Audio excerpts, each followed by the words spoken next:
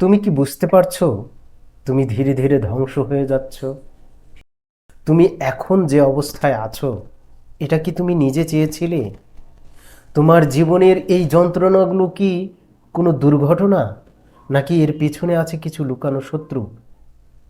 তুমি কি কখনো গভীরভাবে ভেবে দেখেছো তোমার এই ব্যর্থতার, এই পিছিয়ে পড়ার, এই ভিতরে ভিতরে ধ্বংস হয়ে যাওয়ার পিছনে আসল কারণ কি? আসলে কে দায়ী? আজকের এই ভিডিওটা শুধু একটা ভিডিও নয়, এটা হলো একটা আয়না, যেখানে তুমি নিজেকেই দেখতে পাবে। এখানে আমি তোমাকে দেখাবো এমন 5টি বিষাক্ত জিনিস, তুমি যদি নিয়ন্ত্রণে না আনো তাহলে তুমি চাইলেও সফল হতে পারবে না। তুমি ধ্বংস হওয়ার দিকে ধীরে ধীরে এগিয়ে যাচ্ছ, আর তোমার জানা দরকার এই ধ্বংসের কারণ। এই 5টি বিষয়ে যদি তুমি আজই কাজ না করো, তাহলে তোমার জীবনটা ঠিক একটা ধোঁয়ায় মিলিয়ে যাওয়া সিগারেটের মতো শেষ হয়ে যাবে। নীরবে, নিঃশব্দে এবং নিশ্চিতভাবে শেষ হয়ে যাবে। নিজের মনের উপর নিয়ন্ত্রণ না থাকা সবচেয়ে বড় শত্রু। 1, নিজের মনের উপর নিয়ন্ত্রণ না থাকা সবচেয়ে বড় শত্রু। তোমার মনই তোমার ভাগ্য তৈরি করে। তোমার মনই তোমাকে একজন বিজয়ী বা একজন পরাজিত বানাতে পারে।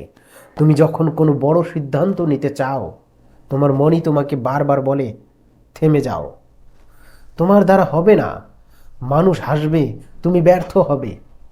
আর তুমি থেমে যাও, একজন স্বপ্নবিলাসী হয়ে ওঠো, কিন্তু বাস্তবতা থেকে অনেক দূরে। কিন্তু যে মানুষ তার মনের উপর কর্তৃত্ব স্থাপন করতে পারে, সে নিজের সিদ্ধান্ত নিজে নেয়। সে ব্যর্থতাকে ভয় পায় না। সে জানে ব্যর্থতা মানেই শেষ নয়, এটা কেবল শুরু। তোমার ব্রেনই তোমার প্রথম শত্রু। তুমি যদি নিজের ব্রেনকে নিয়ন্ত্রণ করতে না পারো, তাহলে তোমার ব্রেন তোমাকে ধ্বংস করে দেবে দিনে দিনে, মুহূর্তে মুহূর্তে। 2, অন্যের সঙ্গে তুলনা করা, নিজের মূল্য নিজেই নষ্ট করা। তুমি বাইক কিনে খুশি হয়েছিলে, কিন্তু বন্ধুর নতুন গাড়ি দেখেই তুমি হতাশ হয়ে গেলে। এই অনুভূতির নাম কম্পারেটিভ ডিস্ট্রাকশন। তুমি শুধু তার রেজাল্ট দেখো, তার জীবনযাত্রা দেখো, কিন্তু তার পরিশ্রম দেখো না। কিন্তু তার পরিশ্রম, ত্যাগ, নিদ্রাহীন রাত কিছুই দেখো না। তুমি যদি সত্যি তুলনা করতে চাও, তাহলে তুলনা করো নিজেই নিজের সঙ্গে। গতকাল তুমি কোথায় ছিলে, আজ তুমি কোথায় আছো, আগামীকাল তুমি কোথায় যেতে চাও।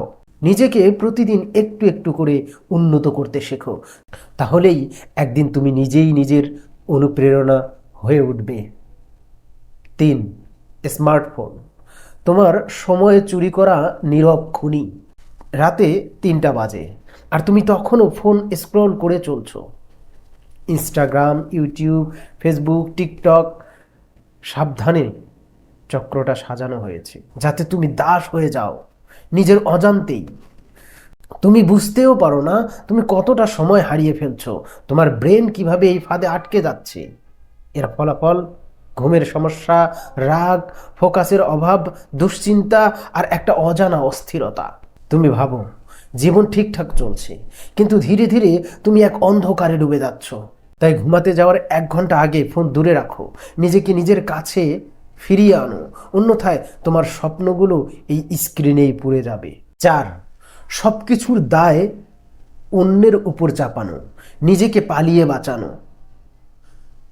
ওর কারণে আমার জীবন নষ্ট হয়েছে, আমার যদি সুযোগ থাকতো। এইসব অজুহাত তুমি কতদিন বলবে? মনে রাখো, শুনে রাখো, পৃথিবীর সবচেয়ে বড় মিথ্যা হলো আমার কোনো ভুল ছিল না। যেদিন তুমি নিজের ভুল স্বীকার করে নেবে, সেদিন থেকেই তোমার জীবনের পরিবর্তন শুরু হবে। নিজের ব্যর্থতার দায় নিজের কাঁধে নাও, কারণ সফল হলে তো নিজের গৌরব নাও, তবে ব্যর্থ হলে লজ্জা থেকে পালিয়ে কেন বাঁচবে? নিজের উপর দায়িত্ব নাও আর নিজের ভবিষ্যৎ নিজে গড়ে তোলো। 5, তোমার বন্ধু মহল তোমার ভবিষ্যতের রং রচনা করে। বন্ধু মানেই কি ভরসা? না, সব বন্ধু বন্ধু নয়।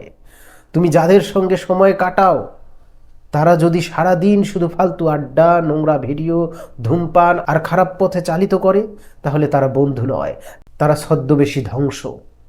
তুমি বন্ধু সেই যে তোমার পাশে দাঁড়ায়, তোমাকে শেখায়, গড়ে তোলে। বন্ধু সেই যে তোমার স্বপ্ন দেখার সাহস যোগায়। এপিজে আব্দুল কালাম বলেছিলেন, তুমি ভবিষ্যৎ পরিবর্তন করতে পারবে না, কিন্তু তুমি অভ্যাস পরিবর্তন করতে পারো, আর অভ্যাসই তোমার ভবিষ্যৎ তৈরি করবে। তোমার বন্ধু বান্ধব, তোমার অভ্যাস, তোমার চিন্তা সব কিছু মিলেই তুমি। তাই ভুল পরিবেশ থেকে নিজেকে সরিয়ে আনো, ভালো অভ্যাস গড়ে তোলো। শেষ কথা, তুমি চাইলেই বদলে যেতে পারো। তুমি চাইলেই ধ্বংসের পথ থেকে ফিরে আসতে পারো। তুমি চাইলেই এই পৃথিবীতে নিজের জন্য একটা পরিচয় তৈরি করতে পারো, একটা গর্বের পরিচয়। শুধু দরকার একটু সাহস, একটু নিয়ম আর নিজের উপর বিশ্বাস। আজ থেকেই শুরু করো।